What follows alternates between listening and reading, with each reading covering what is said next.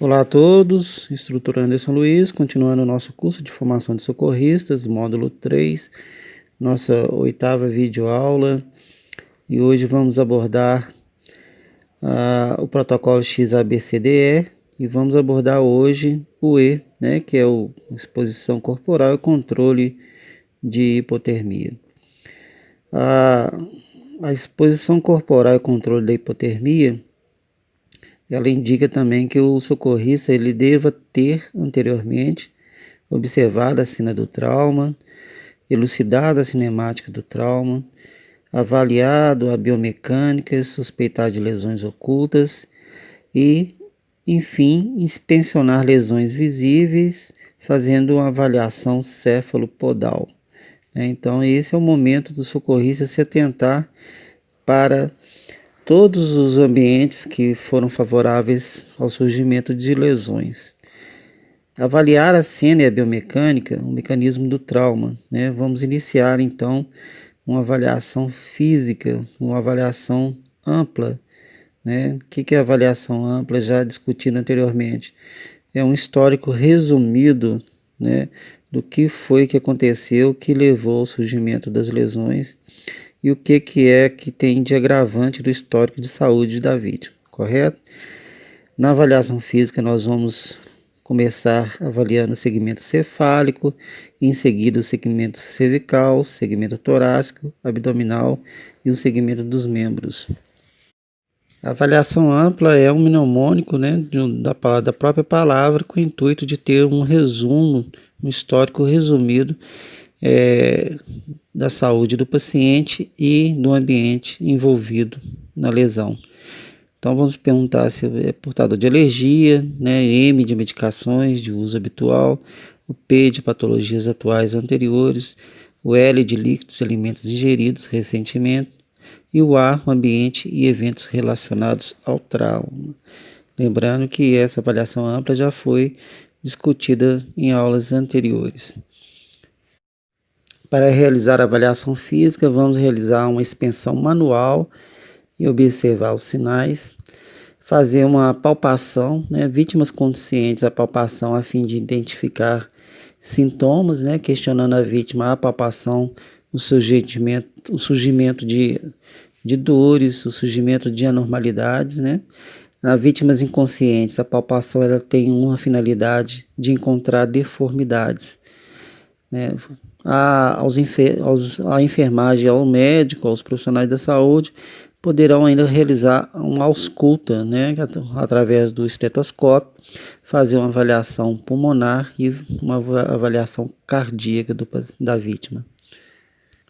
Ao realizar a avaliação do segmento cefálico, inspecione a pálpebra e a cabeça da vítima, procurando por hematomas, deformidades e ferimentos. Inspecione se há saída de líquor, sangue do nariz ou de ouvidos. As condutas em relação à avaliação, né, cefalopodal, temos que fazer a exposição da vítima, controlando a temperatura corporal. Então, despir totalmente o paciente, realizar a avaliação cefalopodal à procura de lesões e ainda associar a biomecânica com a cinemática envolvida e suspeitar de lesões ocultas. Isso quer dizer o quê? Que mesmo não havendo a deformidade, né, vamos ver um sintoma que a vítima apresenta quando consciente e vamos levar em consideração a cinemática biomecânica quando a vítima estiver inconsciente, podendo ter lesões ocultas. Após a avaliação iniciar e proteger contra hipotermia, cobertores aquecidos ou mantas iluminadas, disposição de aquecimento externo, né, temperatura de ambiente adequada. A conduta para os profissionais da saúde seria a infusão, né, de fluidos aquecidos, né, de soro aquecido. Isso no ambiente pré-hospitalar ainda não é uma realidade completa, né, isso é reservado muitas vezes em salas de pronto-socorro ou em bloco cirúrgico. Em relação a cuidados com ferimentos e lesões na cabeça, não tente limpar excessivamente o ferimento, há perigo de aumentar a hemorragia, de ocasionar infecções. Controle o sangramento com panos limpos ao fazer curativos. Evite força excessiva em lesões da cabeça. Realize o curativo com panos e ataduras sem tampar os ouvidos, evitando o aumento da pressão intracraniana. Observe se a saída de líquor que indica traumatismo craniano. Procure, né, essa vítima com traumatismo craniano precisará de um pronto-socorro com cirurgião e, se possível, com neurologista. A avaliação do segmento cervical implica em inspecionar e apalpar a cervical, verificando o alinhamento da traqueia e da coluna, além de possíveis ferimentos. Avaliação do segmento torácico: inspecione e apalpe o tórax da vítima, observe a ventilação, verifique a assimetria entre os hemitórax. Isso quer dizer o quê? Se o tórax direito e esquerdo, eles possuem uma simetria, né? Eles possuem uma igualdade de planos na palpação, né? Qualquer anormalidade de elevação da costela, de depressão da costela, pode ser indicativo de fraturas, né? Principalmente no paciente inconsciente. No paciente consciente, o mesmo irá queixar de dor na palpação. Sinta a consistência da caixa torácica e atente-se para a sensação de crepitação óssea, de arcos costais ou do osso externo. Socorristas profissionais da saúde devem treinar a habilidade em realizar a ausculta pulmonar, a ausculta de murmúrios, a procura de alteração, diminuição ou ausência, a ausculta cardíaca, a auscultar os sons de abafamento das bolhas cardíacas.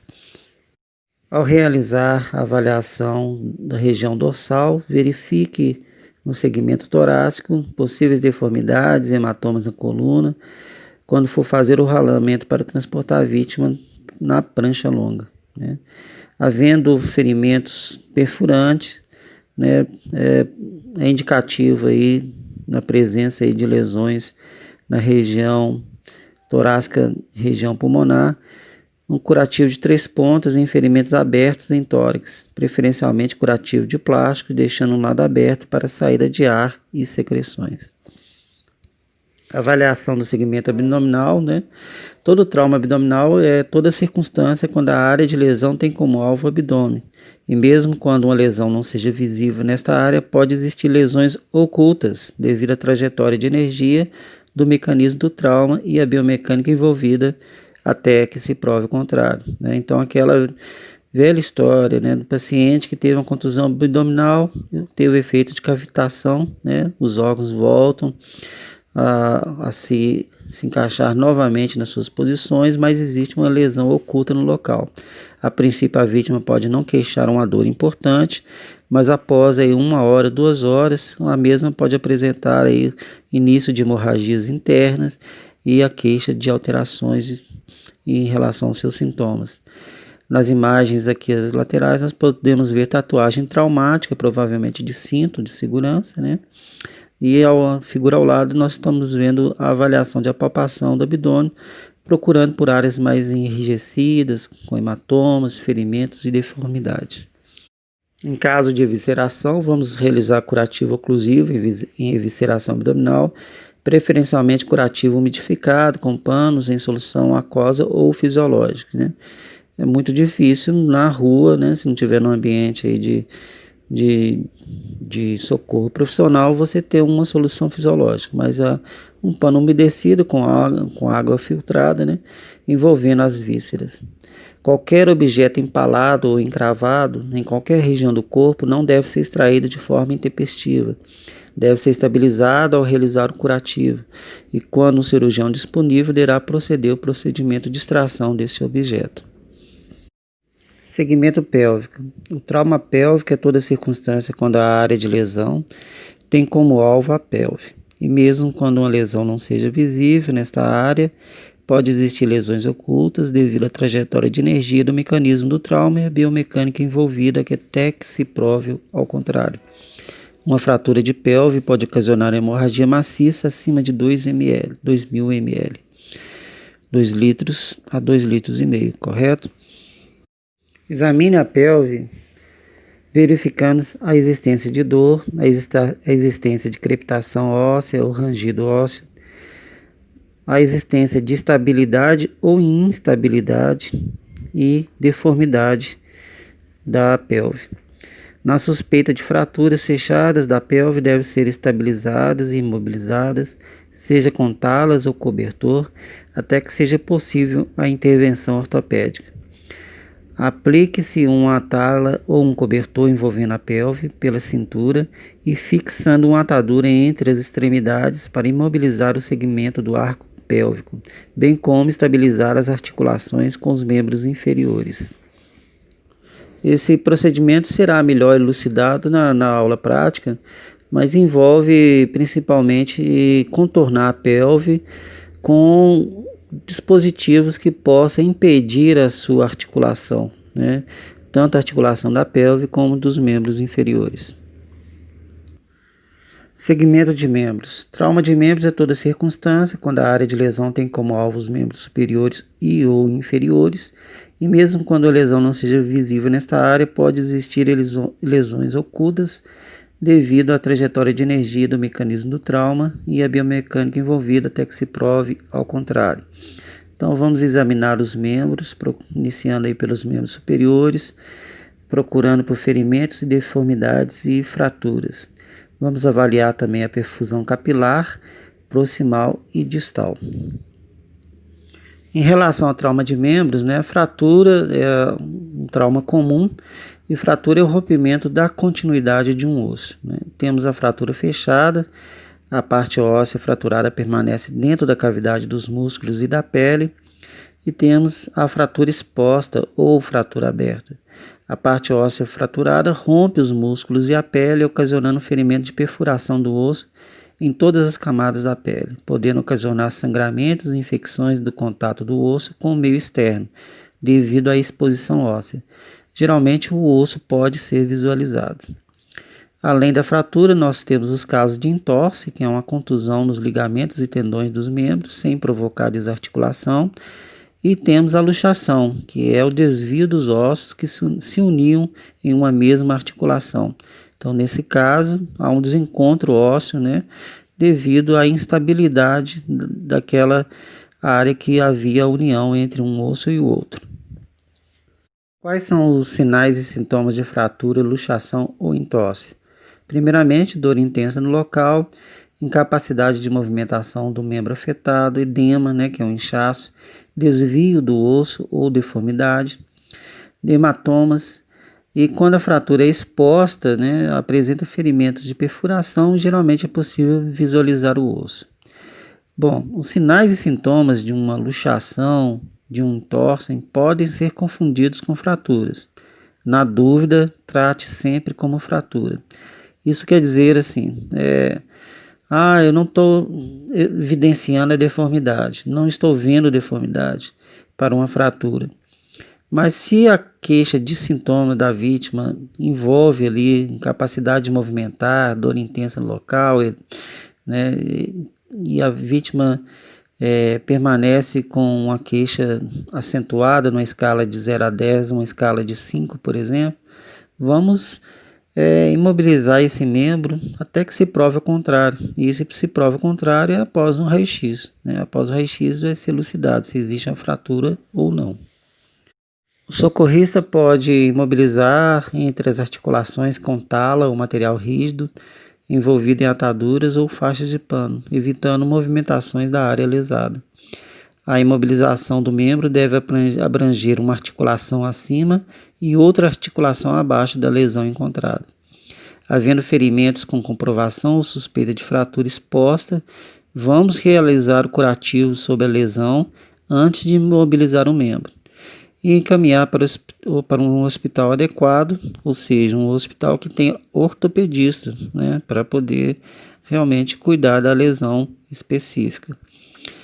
Em questão de fraturas expostas, é necessário que o socorrista, antes de imobilizar o membro entre uma articulação e outra, ele deve realizar um curativo sobre a área indicativa aí de possível exposição do osso, onde há um ferimento, onde há uma perfuração do próprio osso na pele da vítima. Então, realize-se um curativo no local e, posteriormente, realize a imobilização do membro. Outro trauma importante de membros é a amputação. E a amputação é a separação completa de uma parte do corpo, perdendo ossos, músculos e pele. Então, iremos fazer primeiramente um curativo, né? Fazer um curativo na lesão do corpo que ficou amputada, paralisando os sangramentos e hemorragias, né? A parte amputada deverá ser colocada dentro de um saco plástico sem nada dentro, fechando-o bem para não entrar água ou gelo. Esse saco ele deverá ser colocado dentro de outro saco com gelo, né? Então, não se coloca a parte amputada diretamente sobre a água ou sobre o gelo. Em relação a traumas, né, de epiderme, né, pelo corpo inteiro, teremos aí as queimaduras pelo calor, né? A queimadura de lesão na pele causada pelo calor ou de agentes térmicos, químicos, biológicos, radioativos ou elétricos. Uma queimadura pode destruir total ou parcialmente a pele e seus anexos e atingir camadas mais profundas, como músculos, tendões e os ossos. A classificação da queimadura é conforme a sua profundidade de lesão. Então teremos aí como uma queimadura de primeiro grau, quando atinge a primeira camada, a epiderme, a de segundo grau, quando atinge a primeira e a segunda camada, ou seja, a epiderme e a derme, e a de terceiro grau, quando atinge todas as camadas, epiderme, derme, subcutâneo, músculos, chegando a atingir os ossos. Importante que o socorrista também ele entenda qual que foi a proporção de área queimada, ou seja, a área corporal queimada. Podemos seguir aí a regra dos 9, então teremos aí para conforme as idades. Perceberemos aí que para todas as idades a cabeça varia entre 9 a 18% da área corporal queimada, quando a área queimada envolve a cabeça, né? E perceberemos também que abdômen e tórax, eles incluirão aí uma faixa de até 36% da área queimada, uma vez que envolve tórax e abdômen, né? E nós perceberemos que quando a vítima já tem áreas queimadas de áreas nobres como cabeça, né, e região de cervical, tórax e abdômen, vítima potencialmente grave. Demais áreas aí variam entre 9% e 14%. Queimaduras de segundo grau, com mais de 20% da extensão corporal, existe risco de hipovolemia, de desidratação e início de choque circulatório. Queimaduras de terceiro grau, com mais de 10% de extensão, existe risco de hipovolemia, desidratação e choque circulatório já em curso. Então, como poderemos ver aqui nas imagens, né, ambos os membros aí teriam uma conotação de 14% cada membro, dependendo da sua extensão, aí já daria mais de 20% de área corporal queimada. A segunda imagem mostra aí já uma vítima com queimaduras de terceiro grau, tanto em tórax, abdômen e membros, que já é muito mais que 10%, né? Que já estaria provavelmente em choque circulatório na sua fase 3 ou 4 de classificação. Portanto, é importante o socorrista definir lesões de queimadura, fonte de calor, se a queimadura se deu por uma fonte térmica, uma fonte química, biológica, radioativa ou elétrica. É importante o socorrista definir qual foi a profundidade da queimadura, se foi de primeiro, segundo ou terceiro grau, e a sua extensão, se foi de mais de 20% de segundo grau ou mais de 10% de terceiro grau.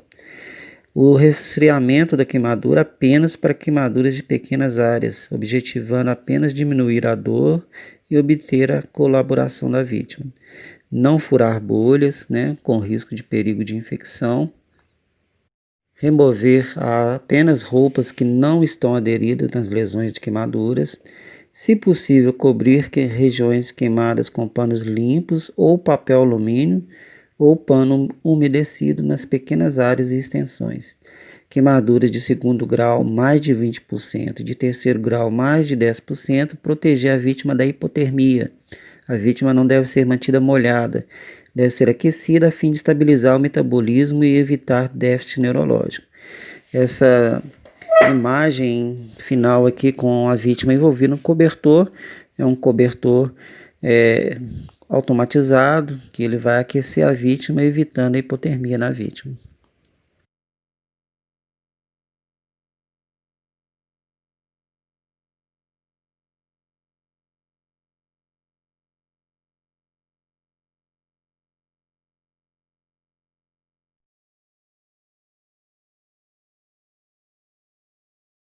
As queimaduras nos olhos por fonte térmica, né, irrigar a área queimada com água corrente, evitar que o líquido da irrigação escorra para outra extremidade, lavá-los por mais de 15 minutos.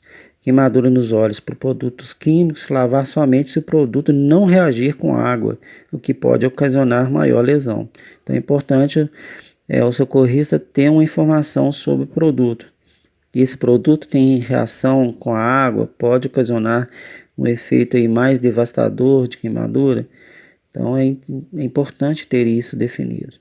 Evitar qualquer outro tipo de aplicação local da queimadura, né? Isso é difícil de forma cultural em algumas regiões, né? Principalmente regiões remotas, mas o que tem se visto na literatura é que se tem usado pasta de dente, ovos, café, gelo, manteiga e até mesmo teia de aranha. Então não podemos usar essa indicação como viável, né? Nos protocolos não podemos incluir indicações de qualquer produto que não esteja protocolado. Teremos que ter um cuidado extremo com queimaduras por choque elétrico, principalmente com a preservação dos socorristas e de demais pessoas no local. Então, se é um choque elétrico, né, existe queimadura, primeiramente desligue a chave geral antes de tocar no corpo da vítima, procure livrá-la da corrente elétrica com a máxima segurança possível e máxima rapidez. Nunca use as mãos ou qualquer objeto molhado ou metálico para interromper um circuito ou afastar um fio. Utilize objetos que não sejam condutores de eletricidade. No choque elétrico, né, além de queimaduras, pode ocorrer amputações, crises convulsivas, desmaios, AVC, parada cardiorrespiratória. E na maioria dos casos de acidentes por choque elétrico, a parada cardiorrespiratória pode ser reanimada. Por isso, socorra a vítima rapidamente, sem perda de tempo. Nas imagens ao lado aqui é um socorro de uma vítima que foi submetida a um choque elétrico e entrou em parada cardiorrespiratória e foi reanimada.